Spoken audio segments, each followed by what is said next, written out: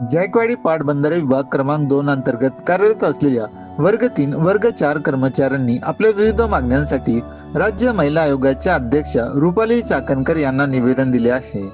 कर्मचारी देवा महामुने यांनी दिलेल्या निवेदनात मागील 6 वर्षांपासून शासन नियमानुसार गणवेश, सिलाई भत्ता आणि धुलाई भत्ता दिला जात नसल्याची तक्रार करण्यात आली आहे।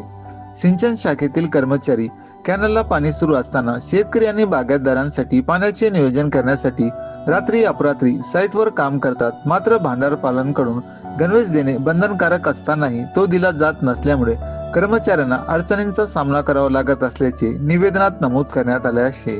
तसेच कर्मचाऱ्यांचा पगार दर महिन्याच्या पहिल्या तारखेला न देता 10 ते 15 तारखेपर्यंत उशिरा दिला जात असल्याचा आरोप करण्यात आला आहे। त्यामुळे पगार वेळेवर देण्यात यावा आणि प्रलंबित गणवेश आणि भत्ते तात्काळ देण्यात यावे अशी मागणी कर्मचाऱ्यांनी केली आहे। जी जायकवाडीमध्ये काल परवा जे आंदोलन म्हणजे आंदोलन म्हणता येत नाही, पण मुळात आमच्या रास्त मागण्या जे की आम्हाला ड्रेस नाहीत, 6 वर्षापासून ड्रेस नाहीत, गणवेश नाही, आणि गणवेश नाही असल्यामुळं आम्हाला शेतामध्ये फील्डवर जात असताना आम्हाला शेतकऱ्याकडून दरोडेखोर समजून मारहाण होत असते।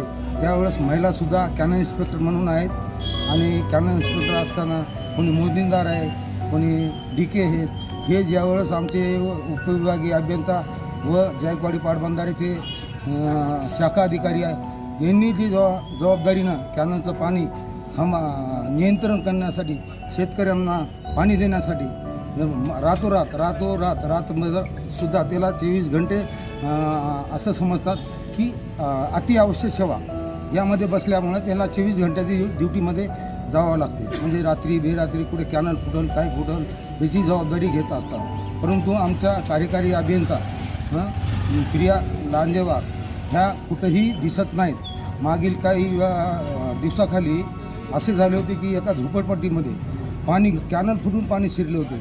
त्यावेळेस आमचे उपविभागीय अभियंता कडूकर साहेब, तसेच आमचे जायकवाडीचे शाखा अधिकारी 25 शाखेचे मेन कॅनलचे गजानन वैरागड साहेब यांनी सर्वांनी नियंत्रणात पाणी आणले। आणि असं आहे की ज्या कार्यकारी अभियंता आहेत प्रिया लांजेकर, ह्या परभणीचं हेडक्वार्टर असताना हेडक्वार्टर सोडून बाहेर जाता येत नाही, परंतु 2-3 दिवस त्या रेस्ट हाऊसला राहतात, विश्रामगृहात राहतात, पुन्हा जातात पुण्याला, तर पुन्हा 15 दिवस महिनाभर येत नाहीत। त्यामुळं आमच्या पगारी लांब